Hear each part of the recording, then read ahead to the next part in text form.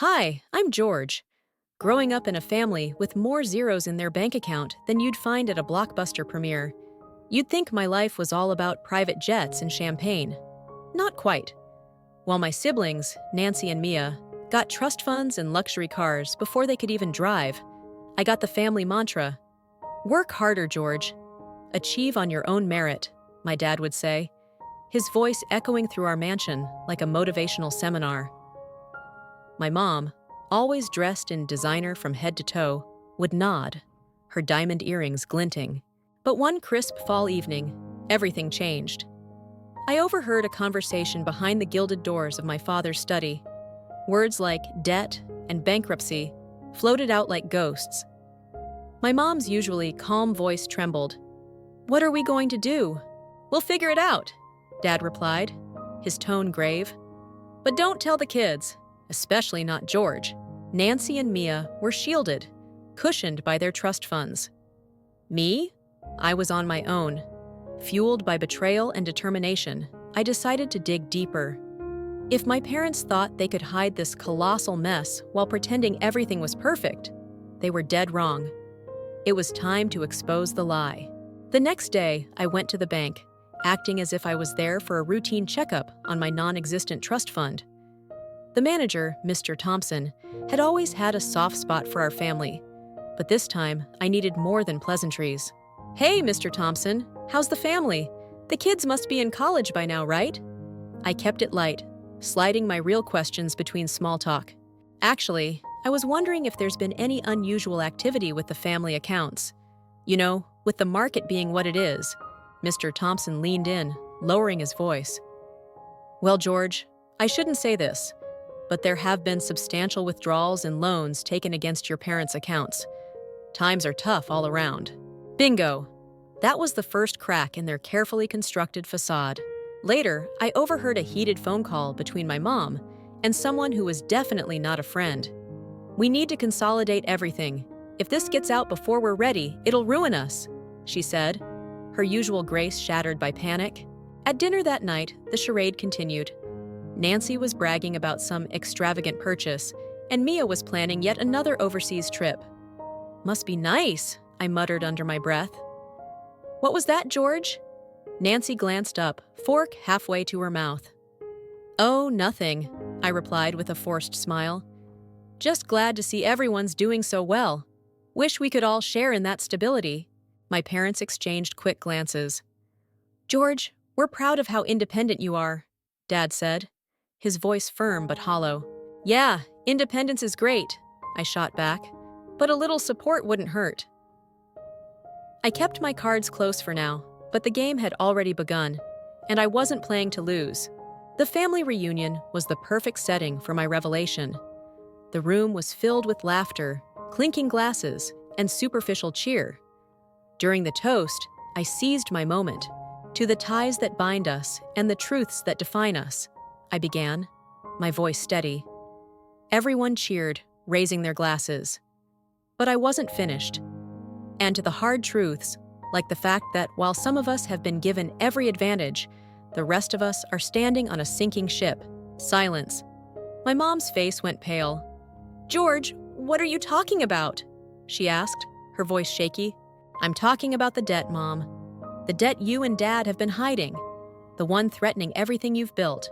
Gasps filled the room as Nancy and Mia looked from me to our parents, their confusion morphing into panic. Dad stood, his voice booming.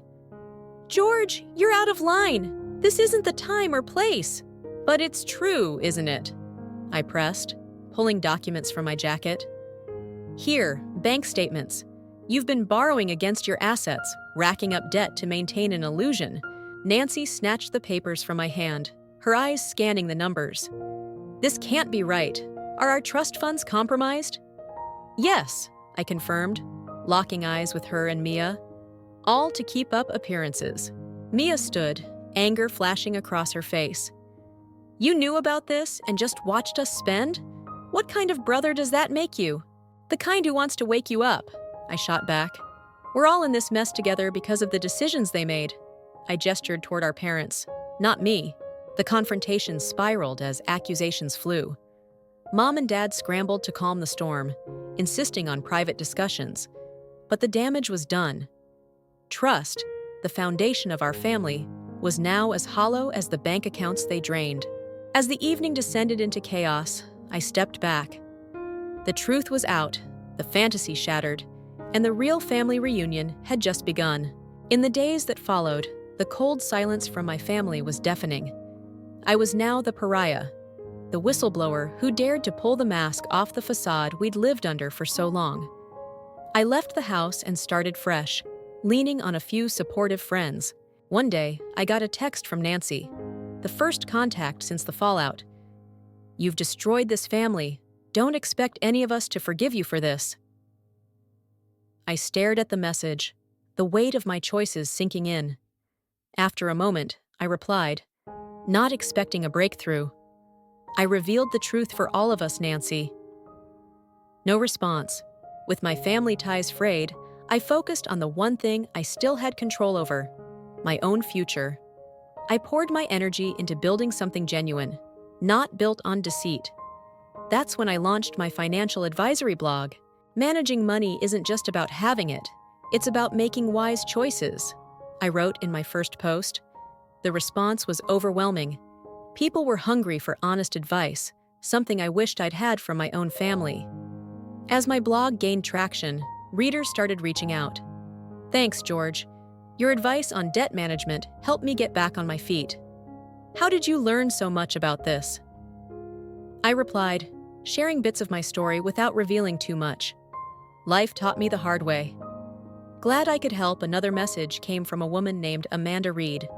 "Your posts about financial independence are inspiring. It's tough going alone, isn't it?" "It is, Amanda," I wrote back, "but it's worth it. Building something that's truly yours can never be taken away." Strangers I'd never met felt closer to me than my own family. As the months went on, my blog became more than just a website. It became a community. People from all walks of life shared their financial struggles and triumphs, a stark contrast to the hollow success my family had paraded around for years. One evening, I hosted a webinar called Truth in Finances. Hundreds logged in to hear me speak. "You have to face the hard truths," I told them. "Just like in life, you can't ignore the debt hiding under the rug. It's better to face it head-on, restructure, and move forward." The applause from the virtual crowd was real, genuine validation and respect that money could never buy. Despite the strain with my family, my efforts and honesty had paid off. Living apart from their wealth and influence, I hadn't just survived, I had thrived. As I closed my laptop that night, the loneliness felt a little less sharp. The path I had chosen was mine alone, but it was paved with genuine connections and real achievements. What once felt like isolation had transformed into independence, a price I was willing to pay for a life built on integrity. Months later, the news broke like a tidal wave across financial headlines. Prominent business family faces bankruptcy, assets seized. My parents, once pillars of the community, had become symbols of mismanagement and hidden debts. The fallout wasn't just theirs to bear. Nancy and Mia's trust funds evaporated like morning mist. I read the articles over my morning coffee, the bitter taste mingling with a complex mix of vindication and sorrow. My phone buzzed incessantly with notifications from blog readers. One comment from Jenna caught my eye. "George, saw the news about your family. How are you holding up?" I typed my response. "Thanks for the concern, Jenna. It's tough, but it reinforces everything I stand for: transparency, responsibility, and stability in finances." As my blog grew, so did my reputation as a voice of reason amidst the financial chaos. Invitations to speak at conferences and guest on financial podcasts became the new norm. My message was simple: integrity over affluence. During one live podcast, the host asked, "George, how do you maintain trust with your audience in light of your family's issues?" "I believe in being upfront," I replied.